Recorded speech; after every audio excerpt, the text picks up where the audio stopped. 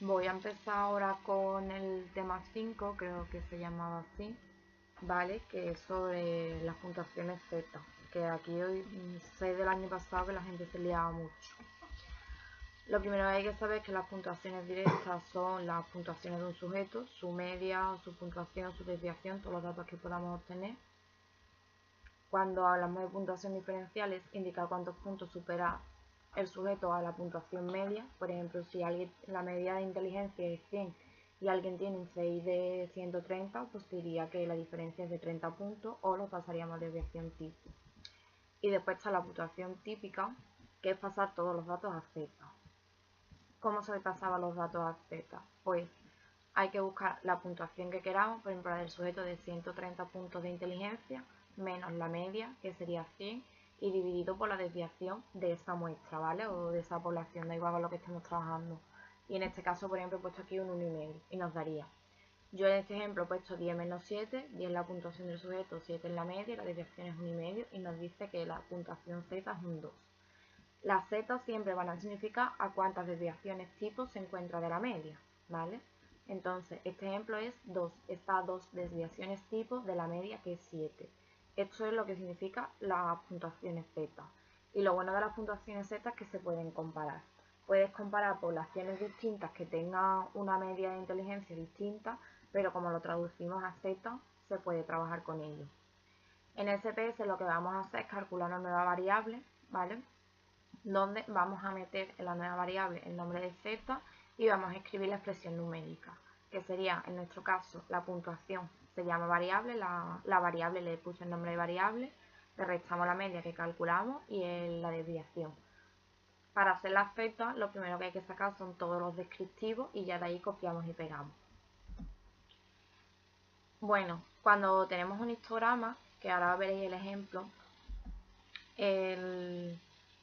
siempre nos van a coincidir los datos, ¿vale? Se solapan tanto un histograma con puntuaciones Z como un histograma de lo que sea nuestra población, nuestra media. Después vamos a trabajar de forma normal con la curva de Gauss, ¿vale? No vamos a utilizar histogramas. Más adelante, cuando busquemos las áreas, veréis que lo que siempre está representado en el dibujo es la curva de Gauss. Y vamos a trabajar siempre con la medida de dispersión, que es la desviación, que la traduciremos, hablaremos de desviaciones, pero hablaremos de Z. Ejemplos que nos pueden preguntar en el examen. Por ejemplo, ¿cuál es el porcentaje de sujetos por encima de la media de inteligencia? Si sabemos que el histograma, que creo que lo voy a coger el ejemplo que tengo aquí. Sabemos que la media exacta, la mediana, es el 50%. Si estoy hablando de cuántos sujetos se encuentran por encima de la media, pues hablaremos que nos queda un 50% de gente más. Si nos preguntan cuál es la probabilidad de encontrar un sujeto por encima de la puntuación de 80, tendríamos que pasar estos 80 a puntuación Z y después buscaríamos el área. Digo, si sabiendo que el cuartil 3 es 140, ¿qué probabilidad hay de encontrar un sujeto con una inteligencia mayor a 140?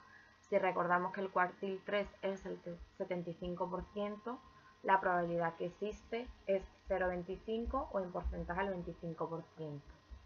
Siempre vamos a trabajar con porcentaje y para pasarlos a probabilidad lo único que hay que hacerlo es dividir entre 100, ¿vale? Porque las probabilidades se trabajan entre 0 y 1, no con el menos 1. Entonces cogemos un porcentaje, lo dividimos entre 100 y nos da el valor.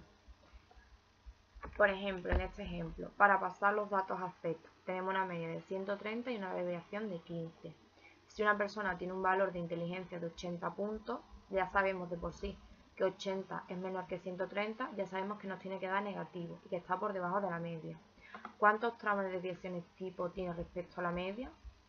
Pues hacemos la fórmula y nos da que la puntuación Z es menos 3,33. Entonces decimos que está a 3,33 puntos por debajo, desviaciones por debajo de la media, o 3,33 Z, ¿vale? Aquí os he puesto más ejemplos, ¿vale? De si un sujeto tiene una puntuación de 82, si tiene de 140 o si es de 130. Siempre que el valor coincida con la media, nuestra puntuación Z se hace con 0.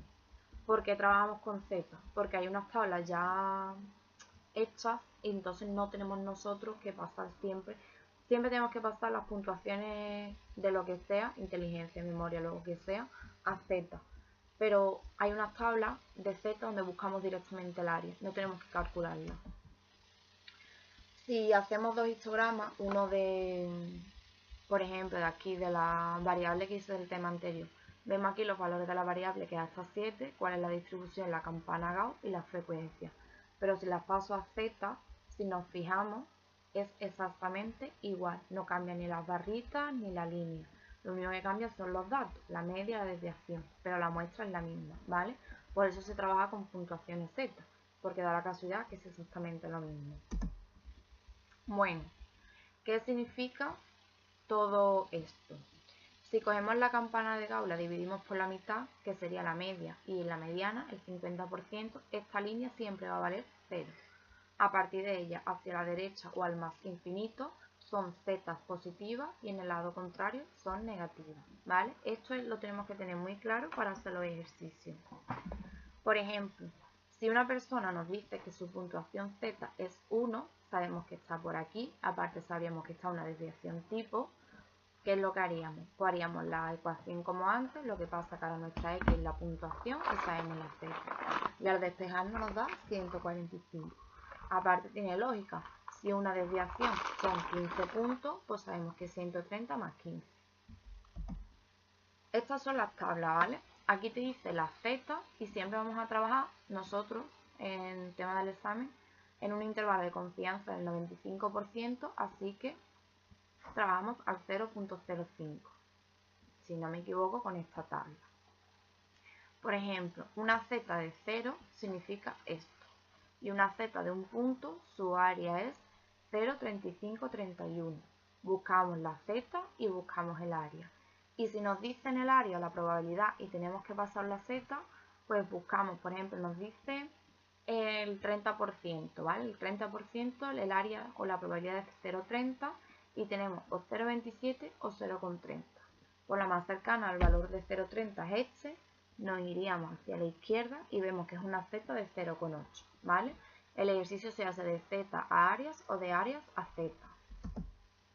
Por ejemplo, una Z menor o igual a 0,5. Esta es nuestra media, buscamos cuál es la línea del 0,5 y nos está diciendo que igual, o sea, este dato y menor. Sería desde aquí hacia la izquierda. ¿Qué es lo que hacemos? Buscamos cuánto vale el área entre 0 o la media y el 0,5. Y nos sale que es 0,1915 en las tablas. Pero como nos habla de toda esta parte, tenemos que sumar este 0,5 que vale desde el 0 hasta el menos infinito, más lo que hayamos calculado. Y nos sale 0,6915. Si me dice menor o igual a 1,24, si nos fijamos, es igual que el anterior. Lo único que la Z está un poco más desplazada. Pues buscamos, en las tablas en verdad puedes buscar hasta 2 decimales, ¿vale? La que yo he puesto para que no fuese muy grande, nada más que tiene 1. Buscaríamos cuál es el área que comprende entre la media y el 1,24, que nos dice que es 0,3925 y se le suma a lo que es entre la media y el menos infinito.